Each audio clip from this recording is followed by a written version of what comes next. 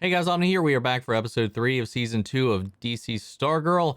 Last week's episode saw the team getting to know Jenny a little bit more. Still, Courtney butting heads with this whole situation as per usual, with her being a little bit stubborn. Also feeling lesser in this situation because she's a real legacy. She actually is the daughter of one of the JSA members, unlike her, who her whole arc last season was coming to accept the fact that she's not, but somehow, the staff still chose her, so she should be just as important. But she's like, feels like she's getting a little bit of imposter syndrome, being the current leader of the team and the one to put everybody together when she's not. While Jenny is like everything that she thought she was earlier in the beginnings of season 1. So it's a lot of this back and forth where she's really just trying to accept this change, this new person into the group, who is everything that she wanted to be, the daughter of a superhero, and all this stuff. And it definitely, you could see how it kind of eats at her. Cindy Burman is back on the scene, and I think it's kind of funny that she shows up the moment her stepmom is finally starting to leave. And I'm just like, the entire time I was like, what took you 6 months to finally leave this house after all the shit that happened last season? I mean, I would have been up and out of there if I was her. That was like, getting out of that situation was like her number one goal.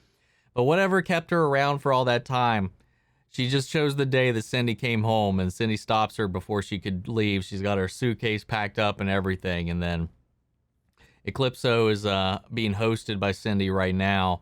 And immediately once they're in there, he starts playing against her. So she's not in control whatsoever. And he forces the stepmom to fear and doubt Cindy and all this stuff more than she already does, just playing on those weaker emotions in her mind, those negative emotions. And it rises towards the end of the episode of her actually attacking Cindy, waiting for her to come home and attacking her. And, Cindy's like, what the hell's going on? So in that moment, Eclipso is like, oh, don't worry, I'll protect you. And he takes her over and then absorbs her stepmom, killing her, just absorbs her soul and just takes her out. And now we see that that's where we see that Cindy's not necessarily in control in this episode. We also learned that Jenny is also the generator of her powers because she was able to use the ring without actually having to charge it in the lantern, unlike Alan Scott. So when her emotions get out of control because she's kind of struggling with the power, struggling with this whole situation, it starts a chain reaction, is about to explode when she gets mad and damages the lantern. And they take it to the center of town, for whatever reason, the center of town, because that's the safest place if it does detonate. But she's able to absorb the energy and contain it. And now she is, of course, the lantern, like radiating the green energy, like the Hal Jordan Onward kind of lanterns would. So she's just like floating up there, glowing green, and that's pretty much a wrap for most of the episode. But it was a lot of fun, so I'm curious to see where we go in this episode. I've heard this one might kick up some of the action, which I'm expecting a little bit of a slow burn. I don't think the action is necessary right now. We're in the early games of this. This season, like the previous, is as far as I know, only going to be 13 episodes as well. So we're sticking to that theme. So we'll go out. I'm curious to see what we got in here. Also, the Shade popped back up last episode, trying to figure out where and how he can acquire William Zarek's magical collection. Probably looking for Eclipso, would be my guess.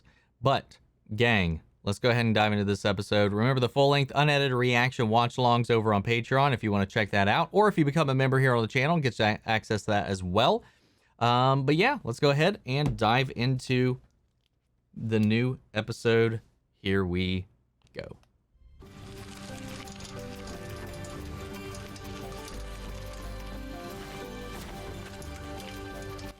We're opening with Mike.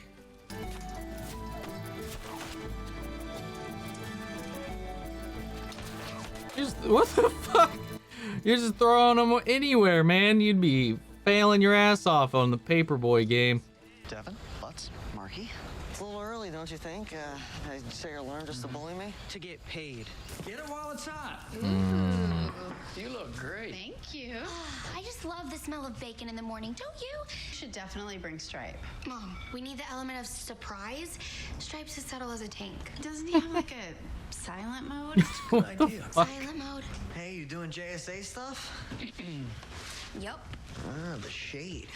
Who's this creep? Somebody's butt we're gonna kick. Carefully. And it's not something you need to be worrying about, Mike. Yeah. Yeah, whatever. Okay, Barb, what can I get you? No. I got plenty, Mr. Bloomkiss. Please, just give it to Jakeem. It'll be in better hands. Okay. Okay, fine. I'll take it.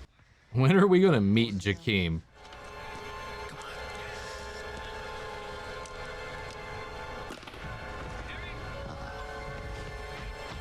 Yeah.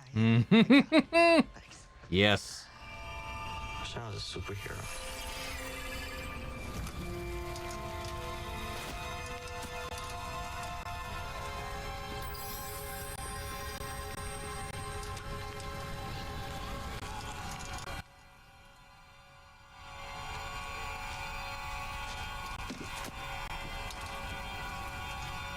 The hell is going on? So cool.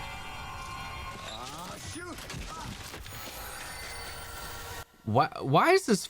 It feels like it's shot like an X-Files episode all of a sudden. It's got a very X-Files episode kind of opening to this whole thing, like from Mike onward. So cool.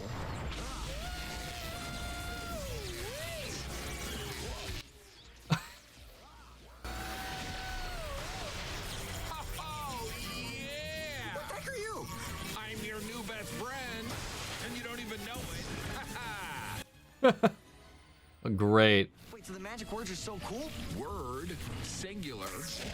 It's pronounced so cool in my native homeland of Bodnesia. So cool means set free the all-powerful force upon the earth of the magical and awe-inspiring Thunderbolt! So if I free a genie, Your wish Oh my gosh. is my command. start small. I'm thirsty. I wish I had some water.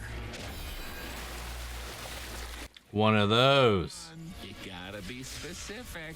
Oh my gosh. This is an X-Files episode. Okay, I got Don't it. go ham with him, Mike. You wish I don't was need taller. to.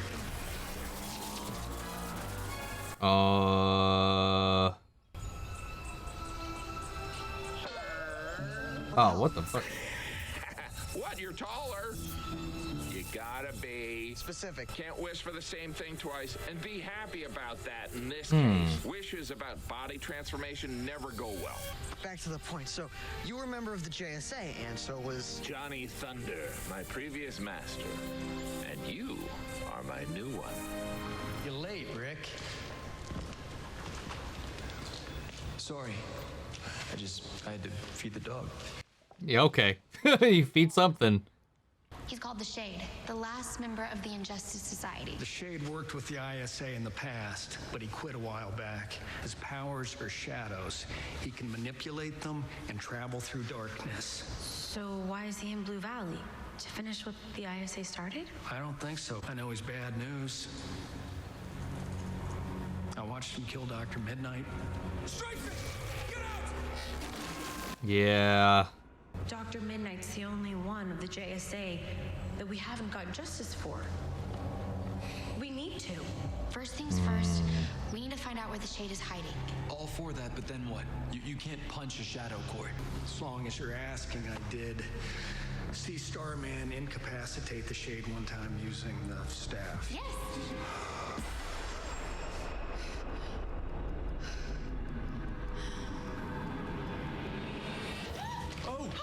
It's only me. Your colleague, Charlotte, she told me where you were looking into William Zarek's collection, and I thought, why don't we have a little treasure hunt together? Won't that be thrilling? Is there anything in particular you're looking for?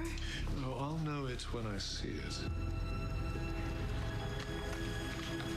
He's looking for the gem for Eclipso. That or the wand, but I don't think so.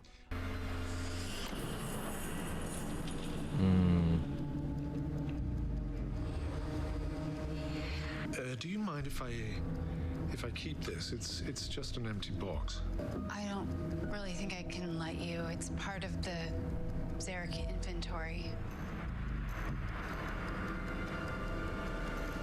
Oh dear. Okay, he just dipped.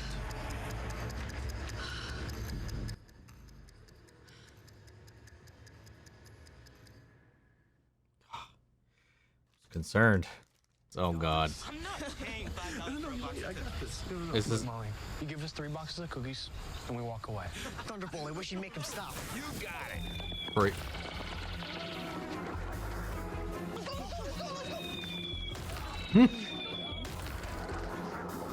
What is this? You can stop now. Well, I can't until they do.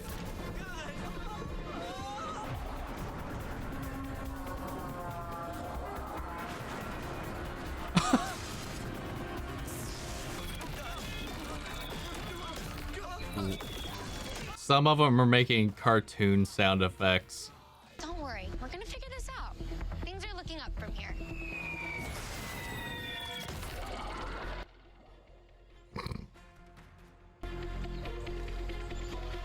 Mike?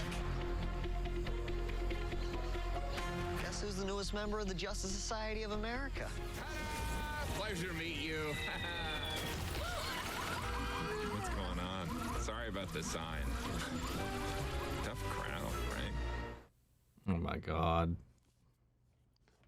It's so cheesy. The Thunderbolt. He's not exactly a living monkey's paw, but he's close. I think he can hear you. Also, what's this got to do with monkeys? Okay, give me the pen. Good job, Mike. You're saying I can't handle it. Nobody can. Now give me that.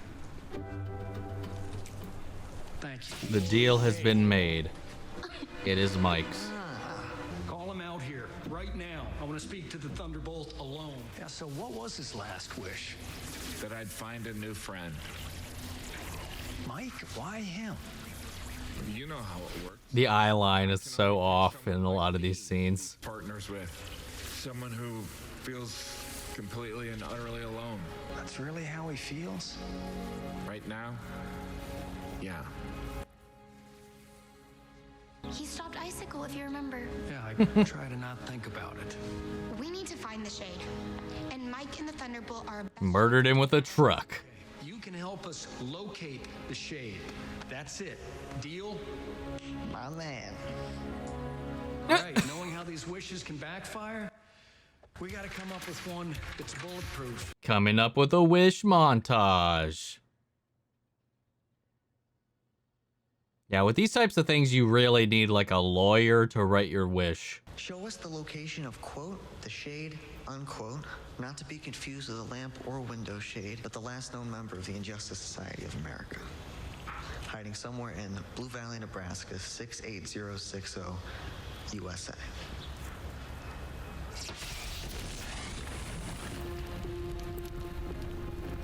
Zarek's old house. That's the wizard, right? Yeah. Hey, you did it, Mike. Thanks, Dad. Let's go. Whoa, whoa. You're staying here. What?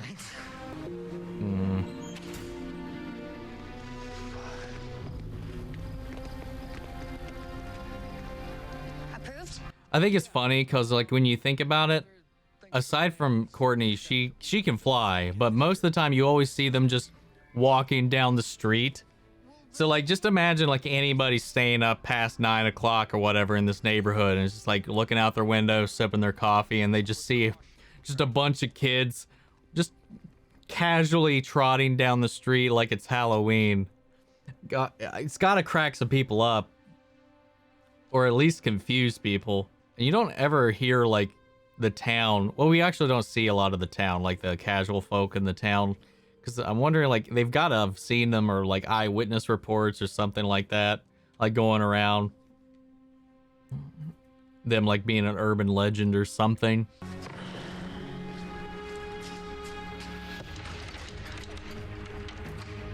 Is he going to come up with a new wish? Blue Valley declared this a historic home after the Zareks departed. It'll be historic once I get my hands on the Shade. What does that even mean? I don't know.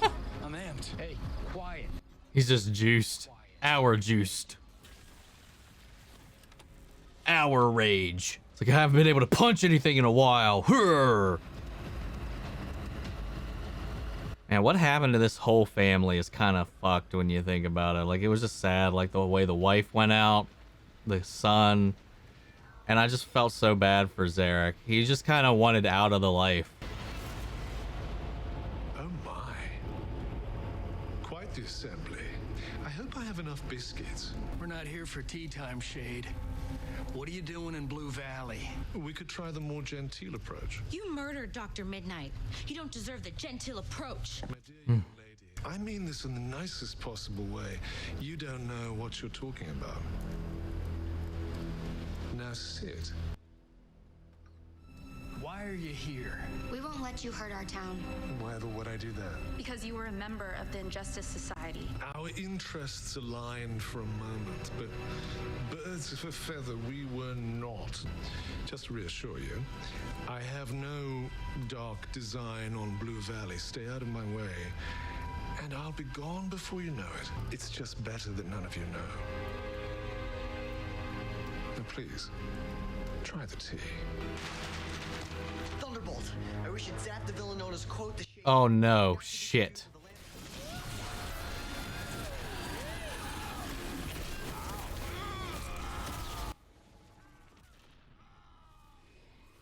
Okay, well that didn't work.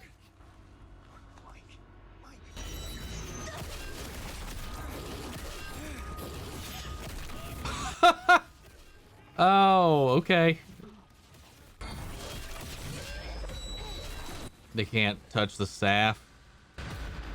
I'll say it for the last time. Stay out of my way.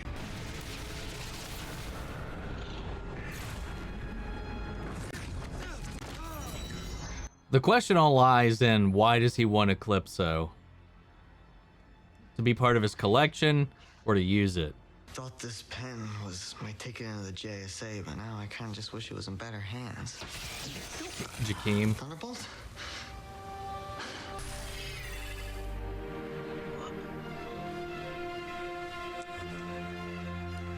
Where did you come from? Man, I feel so bad for Mike either way, man. Ugh. Hello? Chuck? Chuck? You're in danger. Eclipso. Oh. He's gonna kill those children. Is he trying to save them? Is he trying to help them? That was a pretty tense episode. I mean, it's just more feeling bad for Mike. Though, like, I know he wished for it to be in better hands, but I think that was one of those situations where he was hoping it would be better or he would be better. Maybe not so much that would actually leave him, because that's just something you would say, like when you're feeling down and out on yourself. But it just makes me wonder what his position going forward is going to be, because I do feel bad for him, especially being in this family. But then again, like Barb made a very good point. It's like, not all of us are wearing capes, but we're still in this. So there's going to be some ways that Mike's able to help. And his buddy Jakeem, who has Thunderbolt in the comics, has now got it. We've kind of been waiting for how that was going to transition, but that was a good little way to kind of set that up. And we finally get to put a face to the name. The Shade, man, he came in there, he was just whooping their ass, and he was trying to be as polite as possible, but again, this is kind of like, okay, they can't see past things, and I get it, man. He's a villain. He's a former ISA member, but he was being as polite and peaceful as possible. He's just trying to... Now, I don't know if because he says he's a collector, I don't know if he just wants Eclipso to add to his collection or to keep Eclipso from getting into wronger hands. So it almost seems like he's there for a benevolent reason. So I'm wondering if that's true or not. But the way he just kind of handled them all, and how at least his powers are ineffective against the cosmic staff, but he can obviously interact with the host just fine. Because he flung everybody around like it was nothing. And when Beth called him out, I was like, you killed Dr. Mid-Nite. He was like, you don't know what you're talking about. Maybe the real Dr. Mid-Nite's alive. Maybe he saved him out of that situation, faked his death. Maybe he faked multiple deaths. Maybe he's the reason Starman's alive. No Starman this episode. Beth's character moments, her frustrations coming out. She's like, her family's falling apart. She's lost Chuck, and she's like coming in hard on everybody, trying to like maybe get justice for one of those things by taking on his so-called killer. And then I like how, like, without Chuck being like her diary, her guide, her best friend, like Rick is offering to be that thing. And I don't know if it's true, but I feel like I remember somebody making a comment that Rick and Beth kind of have a thing, and maybe this is like the start of that. So I don't know, but I do like that connection that Rick was trying to make. And then he was like, you know, you need to talk to your parents about it. If I had the chance to talk to mine, I would. And I like that little moment.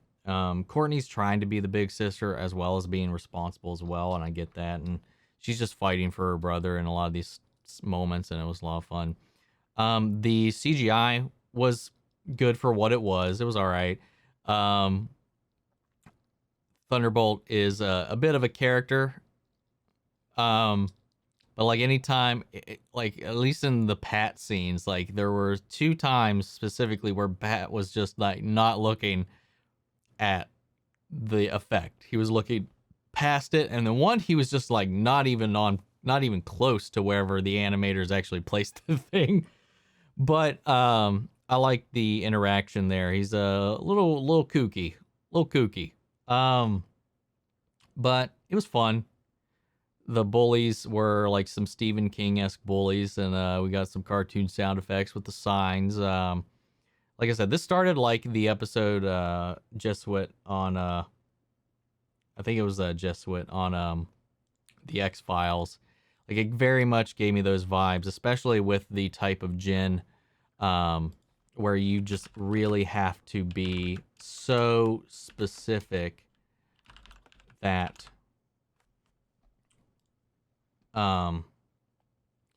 with your wishes, otherwise you get like this revert. Yeah, I was right. That's the name of the main.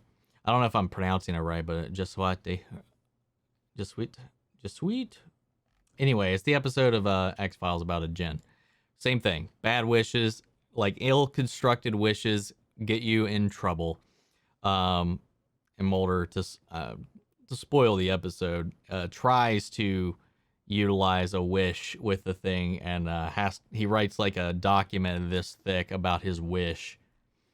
And I was like, it just shows how specific you need to be sometimes, because they will do things just for the fun of it. They'll do things just to mess with you. Then yeah, I like that element of it. It's a fun episode. The ball's getting rolling with the plot and what's going on, so I'm excited to see things kind of come around, see where they go. I also liked the moment we had with Yolanda talking to the only other person in the JSA family right now that has taken a life. So unlike her situation, though, she learned that Mike didn't do it on purpose. It was an accident. Hers was a reflex, was just a rush of emotions and defense. Like she acted, and it was the intent in the moment, and it's what happened. So it's not the same. So I think she was looking for some way to kind of like connect with somebody and absolve herself in a way, and her guilt, and that kind of backfired. So I'm curious where they'll go with that. But I like that they continue to address it. But this was a fun episode, guys. What did you think? Sound off the comments. Let me know your thoughts down below. We'll carry on the conversation after the video. If you want to see the full-length reaction, make sure to check out my Patreon, or you can become a member here on the channel, which will get you access to it as well. Huge shout out to our channel legends, Manny Share, Ryan, Karen, Jason Coleman, and Philly Vane. Thank you guys so much for your support. And guys, if you want to talk about this, any other DC shows we're covering here, any of the shows in general we're covering on the channel, come join our Discord or follow me on both socials, and we can carry on that conversation there as well. Links to all that is in the description of this video. And I'll see you guys next week with the next episode of Stargirl. Take care, everybody.